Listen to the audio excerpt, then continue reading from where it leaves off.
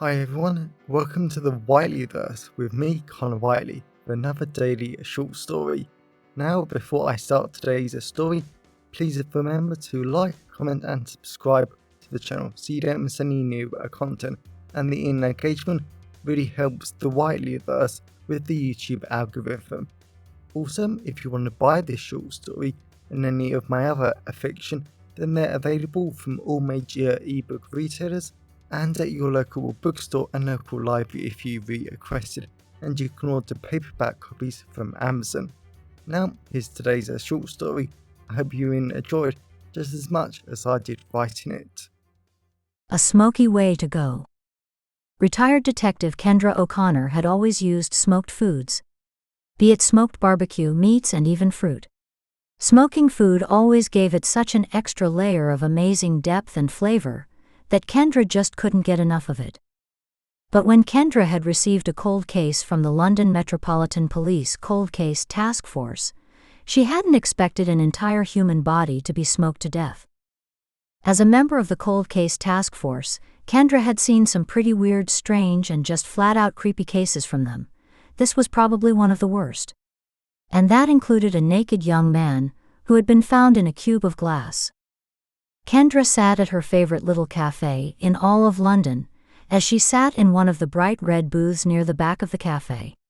It was just perfect for police work, because it was more than okay to see and hear what other people were saying, but it wasn't so close to others that they could overhear the important police work she was doing.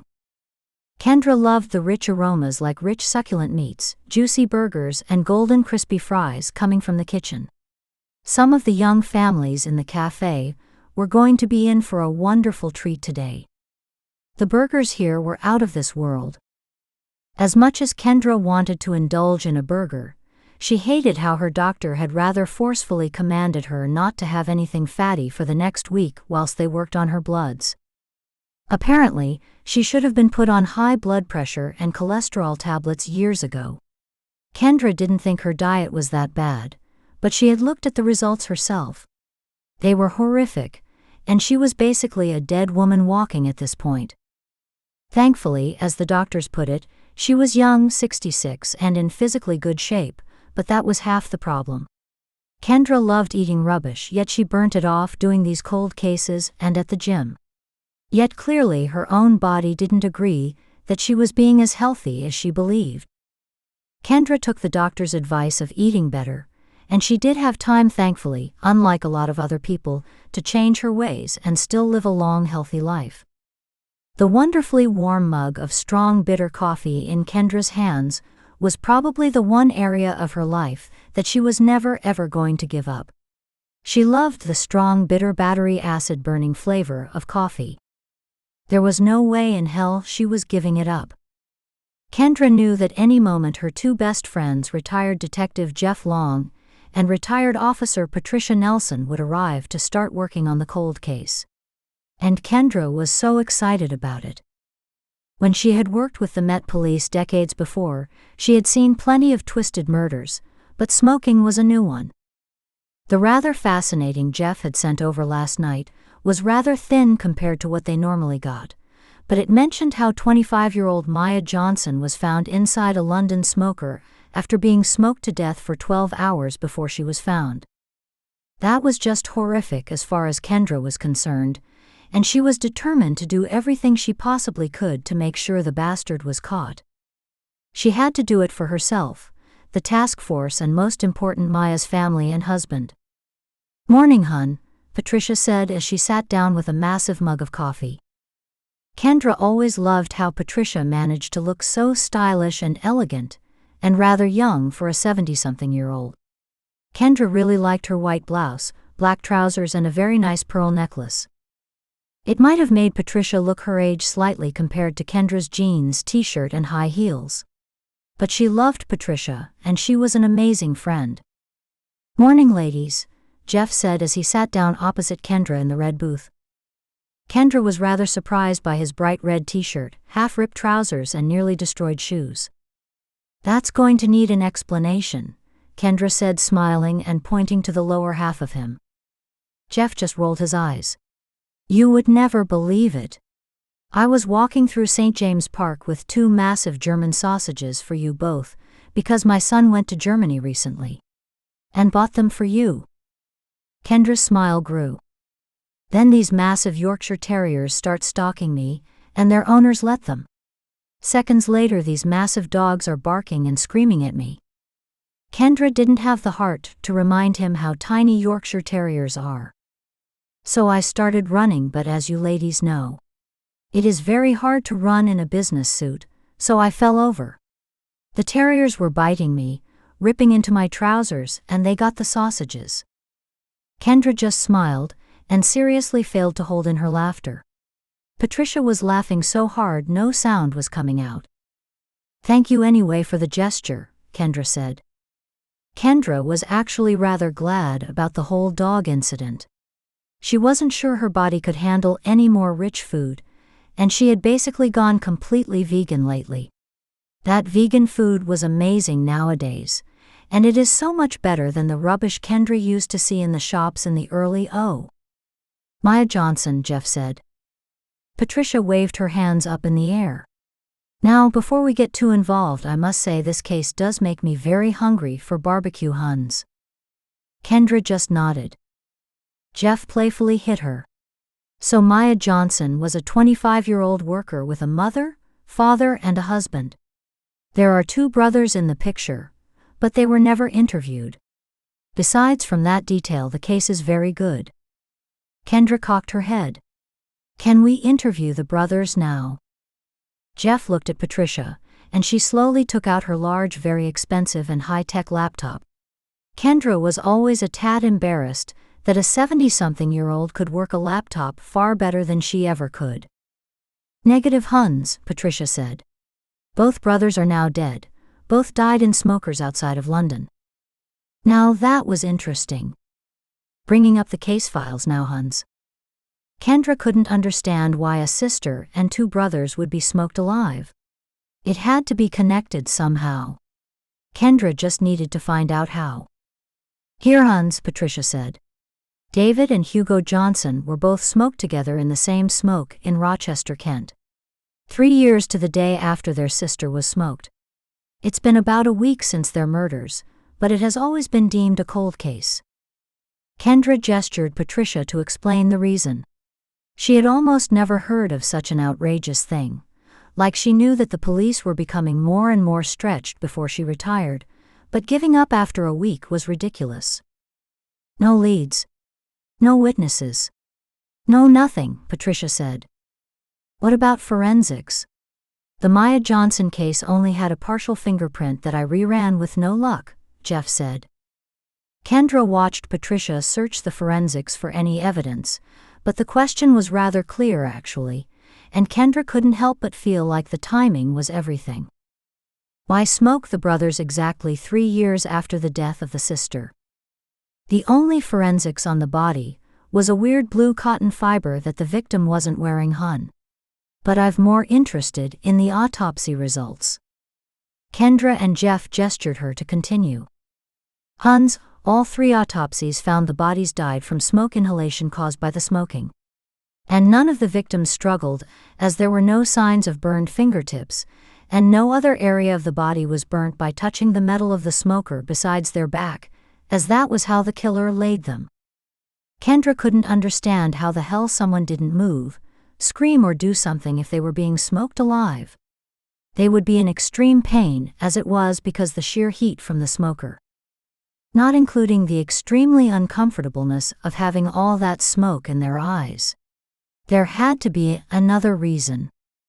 Kendra was about to ask if the victims had been tied up or something, but Patricia would have mentioned that, and Kendra would have seen it in the police file that Jeff had sent over last night. Any sign of them being physically knocked out? Kendra asked. Patricia shook her head. Who did the autopsies? Jeff asked. That was a fair point, actually. Kendra had known some awful medical examiners in her time that easily would have missed some skull damage from a knockout blow with all the smoke damage as well. Tom McDonald Huns. Kendra rolled her eyes. He's a good one. There's no way he would have missed some skull damage. That's a dead end. Kendra wrapped her hands round her large mug of lukewarm coffee. There had to be a reason for the murders in the first place, and it was clear that the killer had knocked them out with some kind of drug. That actually took a lot more skill than people realized. Kendra had investigated tens of cases over her career, from when some would-be kidnappers took some adults trying to knock them out with drugs only to give them an overdose, immediately killing them. What exactly were the brothers doing the days before they died? Kendra asked. Kendra knew from reading the case file last night that Maya Johnson had gone to work at her school at 7 o'clock in the morning. She had cleaned there all day and she was last seen at 6 o'clock. Then 9 o'clock the next morning she had been found after smoking for 12 hours. She didn't know anything about the brothers, and she couldn't help but feel like they were the critical, missing piece of the puzzle. Both David and Hugo worked at the same school as Maya, Jeff said. Unlike her, they were teaching assistants, and they carpooled together because they only lived a mile away from each other. Kendra was surprised at the commitment to carpooling. She would hate to drive a mile through busy London first thing in the morning to get to work. Then hun, Patricia said. The brothers went to work at 9 and were last seen at 6 o'clock that night, with both bodies being discovered at 9 o'clock the next morning, after exactly 12 hours of smoking. It was flat out weird how each of the murders seemed to so perfectly match the other one. It was clear that they were dealing with a serial killer who liked to have a certain pattern. But why didn't the other cops pick it up? So Kendra asked her best friends that question. And why, Kendra asked, is it that the bodies are always discovered at 9 a.m.? Both Jeff and Patricia stared blankly at Kendra, but Kendra always suspected why the cops didn't connect the dots. It was probably down to sheer laziness, because they probably believed it was reaching. That was always one of the best things about working with the Cold Case Taskforce. Kendra could follow whatever lead or hunch she wanted without her boss telling her. It was a waste of taxpayers' money. It wasn't if it helped to solve a case, put the killer behind bars and keep everyone safe. But Kendra just knew it was never worth the stupid effort arguing with the silly bosses in the police. Who found the bodies each time? Kendra asked. That had to be the real key. It was absolutely impossible for all 3 bodies to be discovered at exactly the same time if 2 different killers had done this. It was even too impossible for 2 different people to match every detail. Even copycats weren't this organized or good. Patricia typed away at her laptop and frowned as she found the names. 2 different people, hun, she said. Maya was found by a woman called Sarah Theodora, and the 2 brothers were found by a woman called Sarah Diakans. Kendra folded her arms. There was more to this, and she knew it. Jeff suggested Patricia to dig deeper into the name just a second, before Kendra could do the same. Nothing really, she said. Both Sarahs are expert cooks at different barbecue restaurants in London, but they have different date of birth, living addresses and history. Kendra felt her stomach tense and fill with butterflies as Patricia just tailed off. She had worked with this wonderfully former junior officer way too long not to know what that meant. She had found something. Hans Peeps, she said. If you were going to start a new life, but you didn't want people to believe your old ID had changed, wouldn't you keep your old job, your bank accounts and other things that suggest on paper you're still alive? Kendra nodded. That was New Idaho 101. She had actually spent 6 months working with Interpol to track down a very dangerous arms dealer in London, and Interpol's problem was that each of the guy's IDs was kept alive so it never looked like he fled each city. That was until Kendra figured out how to tell which IDs were real and which were fake. Something she needed to work out now. So this Sarah woman, Kendra said, quit her jobs and everything that could be traced back to her? Jeff laughed as Patricia showed him her computer screen. If only, Jeff said. Instead, she had shut down everything and reopened them all and transferred everything on the same day as Sarah Diakans got created. Kendra just smiled. Basically, it was such a superficial cover-up that it was almost pathetic. But Kendra was still surprised it took someone doing a deep dive to uncover it. The cops investigating the brothers' murder probably never would have made the connection.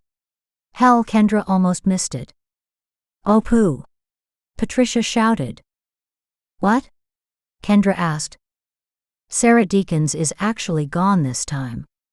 All her accounts and IDs were cancelled and sent to 3 different people. And all of 3 of them look as real and fake as each other," Patricia said. Kendra got Patricia to show her her laptop, and Kendra focused. There were definitely 3 different Sarahs that Sarah Deakins, or whatever her real name was using.